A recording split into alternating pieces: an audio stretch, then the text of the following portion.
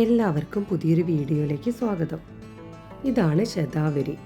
ശതാവരി എന്നും ശതാവരി എന്നും ഒക്കെ പറയുന്നതിന് ഇന്നിപ്പോൾ ഇതിൽ കാണിക്കുന്നത് ഈ ശതാവരിയുടെ കിഴങ്ങ് വെച്ചിട്ടുള്ള അച്ചാർ ഉണ്ടാക്കുന്നതാണ്.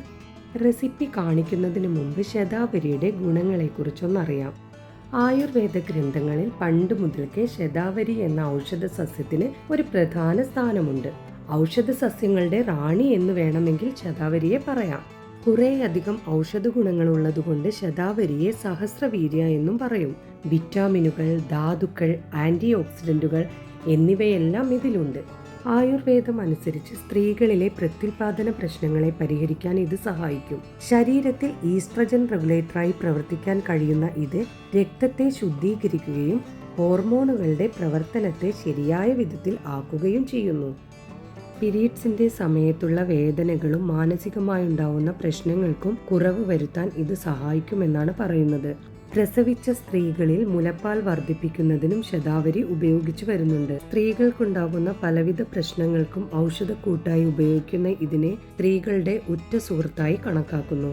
ശ്വാസകോശ സംബന്ധമായ അസുഖങ്ങൾക്കും നല്ലതാണ്. ദഹനം മെച്ചപ്പെടുത്താൻ സഹായിക്കുന്നു. കുടലുകളിലുള്ള വിഷാംശത്തെ പുറന്തള്ളുകയും ശരീരത്തിലെ ദഹനരസങ്ങളുടെ പ്രവർത്തനത്തെ പ്രോത്സാഹിപ്പിക്കുകയും ചെയ്യുന്നു. ചെറുകുടൽ, അന്നനാളം, ആമാശയം എന്നിവയിൽ ഉണ്ടാകുന്ന അൾസർ ചികിത്സയ്ക്കും ഇത് ഉപയോഗിച്ചു വരുന്നു. ഇങ്ങനെ ഒട്ടേറെ പ്രശ്നങ്ങൾക്ക് ഔഷധമായി ഉപയോഗിക്കുന്ന ഒന്നാണ് ശതാവരി. ശതാവരി ടാബ്ലറ്റായും ടോണിക് രൂപത്തിലും ഒക്കെ കിട്ടുന്നുണ്ട്.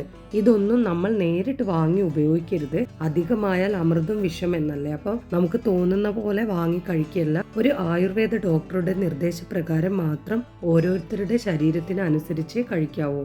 ശതാവരിയുടെ കിഴങ്ങാണ് മരുന്നുകളിലൊക്കെ ഉപയോഗിച്ചു വരുന്നത്.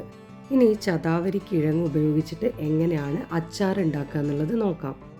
ആദ്യം ശതാവരി കിഴങ്ങ് എടുത്തിട്ട് അത് നന്നായിട്ട് കഴുകി അതിൻ്റെ മണ്ണൊക്കെ കളയുക. പിന്നെ ഇതിൻ്റെ മുകളിൽ ചെറുതായിട്ട് ഇങ്ങനെ തൊലി ഉണ്ടാവും. ആ തൊലി നന്നായിട്ട് നമ്മൾ കത്തിയും കൊണ്ട് ചുരണ്ടി കളയണം. എന്നിട്ട് അതിന് ശേഷം അത് കീറിയെടുത്തിട്ട് അതിൻ്റെ ഉള്ളിൽ ചെറിയ വേര് പോലെ ഉണ്ടാവും. തൊലി നന്നായിട്ട് കളഞ്ഞ ശേഷം അതിനെ നമ്മൾ കീറിയെടുക്കണം.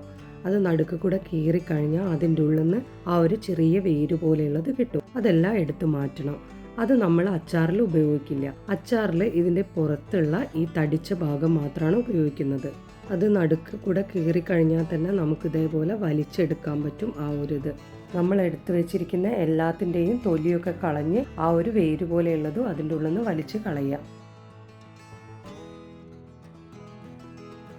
ഇതാണ് നമ്മൾ അതിനുള്ളിൽ നിന്ന് എടുത്ത വേര് പോലെയുള്ളത്. അത് കളഞ്ഞ ശേഷം ബാക്കി ഇത്രയും ഭാഗം നമ്മൾ എടുക്കുക, ഈ കട്ടി കൂടിയ ഭാഗം. എന്നിട്ട് അത് നന്നായിട്ട് ഒന്നും കൂടെ കഴുകിയെടുത്ത് പിന്നെ ചെറുതാക്കി മുറിച്ചിടണം. ഇങ്ങനെ ചെറുതായി മുറിച്ചിട്ടതിന് ശേഷം അതിനകത്തേക്ക് പാകത്തിന് ഉപ്പ്, അതേപോലെ ആവശ്യത്തിനുള്ള മുളക് പൊടി, അച്ചാർ പൊടി, വിനാഗിരി ഇതെല്ലാം കൂടെ ഇതിലാക്കിയിട്ട് നന്നായിട്ട് യോജിപ്പിച്ച് കുറച്ച് സമയം വെക്കുക. എത്ര സമയം ഇങ്ങനെ വെക്കുന്നോ അത്രയും നല്ലതാണ്. കാരണം എല്ലാം ഒന്നും അതിൽ പിടിച്ചു കിട്ടും. ഇങ്ങനെ നമ്മൾ കുറച്ച് സമയം വെച്ചതിന് ശേഷം നല്ലെണ്ണ ചൂടാക്കി അതിലേക്ക് കടുകിടാം. എന്നിട്ട് കറിവേപ്പില, പച്ചമുളക് എല്ലാം കൂടെ ഇട്ടിട്ട് ചെറുതായിട്ടൊന്ന് വഴറ്റി കൊടുക്കുക. പിന്നെ അതിനകത്തേക്ക് കുറച്ച് ഇഞ്ചി, അതേപോലെ കുറച്ചധികം തന്നെ വെളുത്തുള്ളിയും കൂടെ ചെറുതായിട്ട് അരിഞ്ഞത് ചേർത്ത് കൊടുക്കുക. ഇഞ്ചി കുറച്ച് മതി, കൂടുതൽ വെളുത്തുള്ളിയാണ് വേണ്ടത്. ഇഞ്ചിയേക്കാൾ കൂടുതലായിട്ട് വെളുത്തുള്ളിയാണ് വേണ്ടത്. വെളുത്തുള്ളിയുടെ ടേസ്റ്റ് ഇഷ്ടമില്ലാത്ത ആൾക്കാരാണെങ്കിൽ അധികം വെളുത്തുള്ളിയും ചേർക്കണം എന്നില്ല. ഇനി വെളുത്തുള്ളി തീരെ ചേർക്കാണ്ടാണെങ്കിലും കുഴപ്പമില്ല. പക്ഷേ ഇതിൽ വെളുത്തുള്ളി ടേസ്റ്റ് ഇഷ്ടമാണെങ്കിൽ കൂടുതലായിട്ട് വെളുത്തുള്ളി ഇടുമ്പോഴാണ് അതിന് ആ ഒരു അച്ചാറിന് കൂടുതലൊരു ടേസ്റ്റ് വരുന്നത്. ഇഞ്ചിയും വെളുത്തുള്ളി എല്ലാം നന്നായിട്ട് വാട്ടിയെടുത്തതിന് ശേഷം അതിനകത്തേക്ക് നമ്മൾ യോജിപ്പിച്ച് വെച്ചിട്ടുള്ള ശതാവരി ഇട്ട് കൊടുക്കുക. എന്നിട്ട് വീണ്ടും നന്നായിട്ട് അത് യോജിപ്പിച്ച് കൊടുക്കുക. ഈ ഒരു സമയത്ത് മുളക് പൊടിയോ ഉപ്പോ എന്താ വേണ്ടതെന്ന് വെച്ചാൽ നമുക്ക് ഇട്ട് കൊടുക്കാം. ഇത്രയേ ഉള്ളൂ. ഈ അച്ചാർ ഉണ്ടാക്കാൻ പെട്ടെന്ന് കഴിയും. ഇനി നമുക്ക് അടുത്തൊരു വീഡിയോയിൽ കാണാം.